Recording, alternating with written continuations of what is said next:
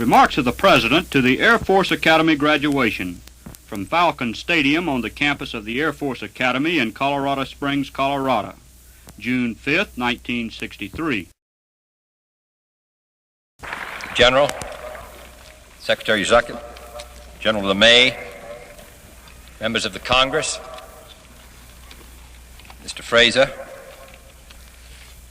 fellow graduates, I want to express my appreciation for this becoming an instant graduate of this academy and consider it a high honor. Mr. Salinger, the press secretary of the White House, received the following letter several days ago. The White House, 1600 Pennsylvania Avenue, Washington, D.C. Dear Sir, would you desire to become an honorary member of the Air Force Cadet Wing? For granting one small favor, your name, Mr. Salinger, shall become more hallowed and revered than the combined memories of Generals Mitchell, Arnold, and Doolittle. My humble desire is that you convey a request from the Cadet Wing to the President. Sir, there are countless numbers of our group who are oppressed by Class 3 punishments, the bane of cadets everywhere. The President is our only hope for salvation. By granting amnesty to our oppressed brethren, he and you could end our anguish and depression. Please, sir, help us return to the ranks of the living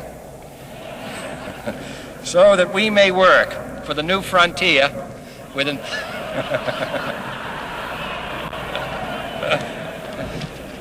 enthusiasm and vigor.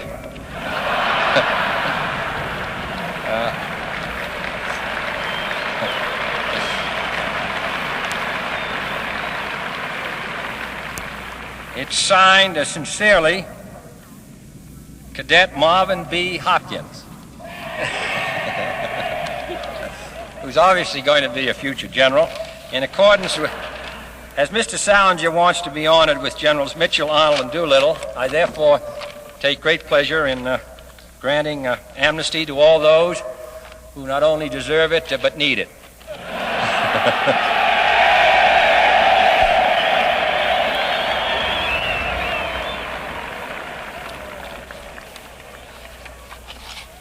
It is customary for speakers on these occasions to say in graduating addresses that commencement signifies a beginning instead of an end. Yet this thought applies with particular force to those of you who are graduating from our nation's service academies today. For today you receive not only your degrees, but also your commission. And tomorrow you join with all those in the military service, in the foreign service, the civil service, and elsewhere, and 1 million of them serve outside our frontiers who have chosen to serve the great republic at a turning point in our history. You will have an opportunity to help make that history, an opportunity for a service career more varied and demanding than any that has been opened to any officer corps in the history of any country. There are some who might be skeptical of that assertion. They claim that the future of the Air Force is mortgaged to an obsolete weapons system, the manned aircraft, or that Air Force officers of the future will be nothing more than silent silo sitters. But nothing could be further from the truth. It is this very unrot of technology which demands an expanding role for the nation's Air Force and Air Force officers, and which guarantees that an Air Force career in the next 40 years will be even more changing and more challenging than the careers of the last 40 years. For some of you will travel where no man has ever traveled before. Some of you will fly the fastest planes that have ever been built, reach the highest altitude that man has ever gone to, and lift the heaviest payloads of any aviator in history. Some of you will hold in your hands the most awesome destructive power which any nation or any man has conceived. Some of you will work with the leaders of new nations, which were not even nations a few years ago. Some of you will support guerrilla and counter-guerrilla operations that combine the newest techniques of warfare with the oldest techniques of the jungle. And some of you will help develop new planes that spread their wings in flight, detect other planes at an unheard of distance, deliver new weapons with unprecedented accuracy, and survey the ground from incredible heights as a testament to our strong faith in the future of air power and the manned airplane. I'm announcing today that the United States will commit itself to an important new program in civilian aviation. Civilian aviation, long both the beneficiary and the benefactor of military aviation, is of necessity equally dynamic. Neither the economics nor the politics of international air competition permits us to stand still in this area.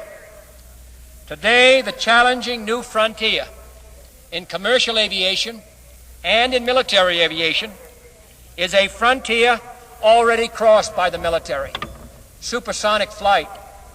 Leading members of the administration, under the chairmanship of the Vice President, have been considering carefully the role to be played by the national government in determining the economic and technical feasibility of an American commercial supersonic aircraft and in the development of such an aircraft, if it be feasible. Having reviewed their recommendations, it is my judgment that this government should immediately commence a new program in partnership with private industry to develop at the earliest practical date the prototype of a commercially successful supersonic transport superior to that being built in any other country of the world. An open preliminary design competition will be initiated immediately among American airframe and power plant manufacturers, with a more detailed design phase to follow. If these initial phases do not produce an aircraft capable of transporting people and goods safely, swiftly, and at prices the traveler can afford and the airlines find profitable, we shall not go further. But if we can build the best operational plane of this type, and I believe we can, then the Congress and the country should be prepared to invest the funds and effort necessary to maintain this nation's lead in long-range aircraft, a lead we have held since the end of the Second World War, a lead we should make every responsible effort to maintain. Spurred by competition from across the Atlantic and by the productivity of our own companies, the federal government must pledge funds to supplement the risk capital to be contributed by private companies. It must then rely heavily on the flexibility and ingenuity of private enterprise to make the detailed decisions and to introduce successfully this new jet-age transport into worldwide service. And we are talking about a plane in the end of the 60s that will move ahead at a speed faster than Mach 2 to all corners of the globe. This commitment, I believe, is essential to a strong and forward-looking nation and indicates the future of the manned aircraft as we move into a missile age as well. The fact that the greatest value of all of the weapons of massive retaliation lies in their ability to deter war does not diminish their importance. Nor will national security in the years ahead be achieved simply by piling up bigger bombs or burying our missiles under bigger loads of concrete. For in an imperfect world where human folly has been the rule and not the exception, the surest way to bring on the war that can never happen is to sit back and assure ourselves it will not happen. The existence of mutual nuclear deterrence cannot be shrugged off as stalemate. For our national security, in a period of rapid change, will depend on constant reappraisal of our present doctrines, on alertness to new developments, on imagination and resourcefulness and new ideas. Stalemate is a static term, and no one of you would be here today if you believed you were entering an outmoded service requiring only custodial duties in a period of nuclear stalemate.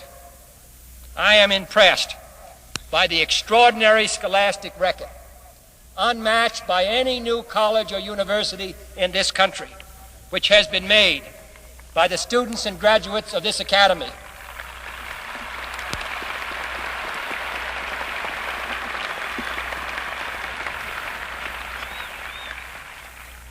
Four Rhodes Scholarships last year, 2 this year, and other selected scholarships. And also your record in the graduate record examination makes the people of this country proud of this academy and the Air Force which made it possible.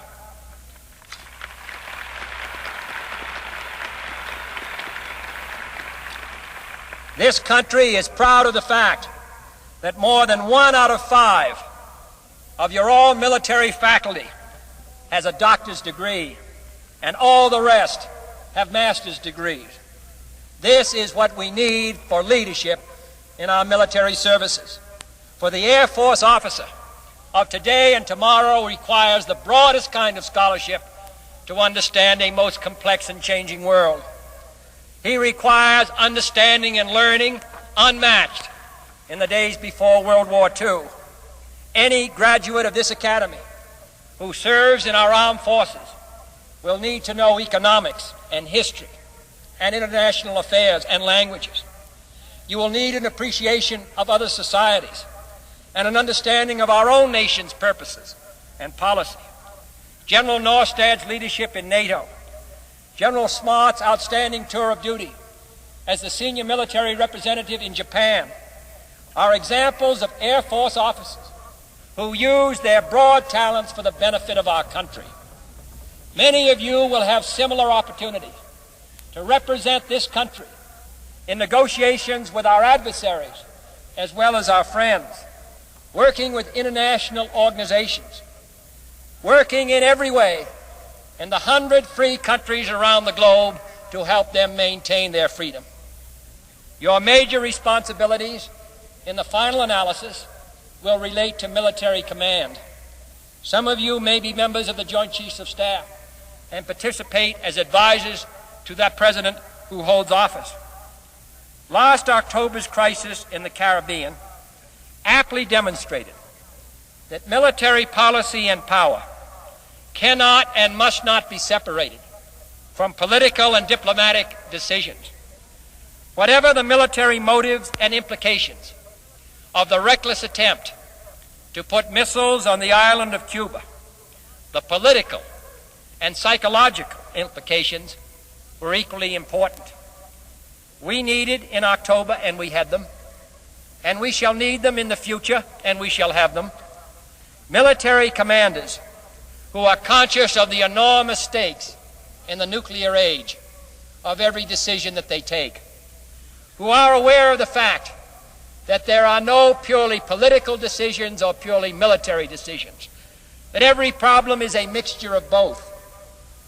Men who know the difference between vital interests and peripheral interests, who can maneuver military forces with judgment and precision, as well as courage and determination, and who can foresee the effects of military action on political policy. We need men, in short, who can cope with the challenges of a new political struggle, an armed doctrine which uses every weapon in the struggle around the globe. We live in a world, in short, where the principal problems that we face are not susceptible to military solutions alone. The role of our military power, in essence, is, therefore, to free ourselves and our allies to pursue the goals of freedom without the danger of enemy attack. But we do not have a separate military policy. and a separate diplomatic policy, and a separate disarmament policy, and a separate foreign aid policy, all unrelated to each other. They are all bound up together in the policy of the United States.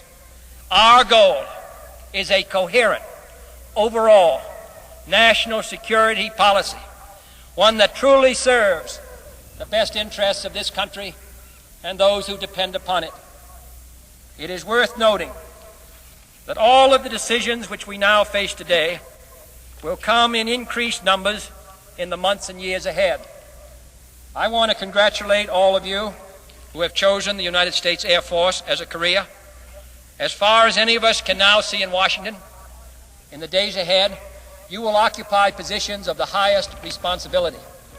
And merely because we move into a changing period of weapon technology as well as political challenge, because in fact we move into that period, there is greater need for you than ever before.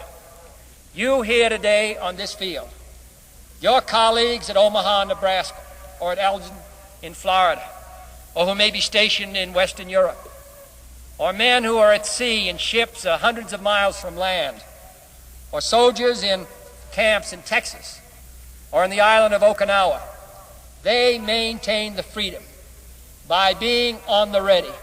They maintain the freedom, the security, and the peace, not only of the United States, but of the dozens of countries who are allied to us, who are close to the communist power, and who depend upon us, and in a sense only upon us, for their freedom and security. These distant ships, these distant planes, these distant men keep the peace in a great half circle, stretching all the way from Berlin to South Korea. This is the role which history and our own determination has placed upon a country which lived most of its history in isolation and neutrality, and yet in the last 18 years have carried the burden for free people everywhere. I think that this is a burden which we accept willingly, recognizing that if this country does not accept it, no people will. Recognizing that in the most difficult time in the whole life of freedom, the United States is called upon to play its greatest role. This is a role which we are proud to accept, and I'm particularly proud to see the United States accept it in the presence of these young men who have committed themselves to the service of our country and to the cause of its freedom. I congratulate you all, and most of all, I congratulate your mothers and fathers who made it possible.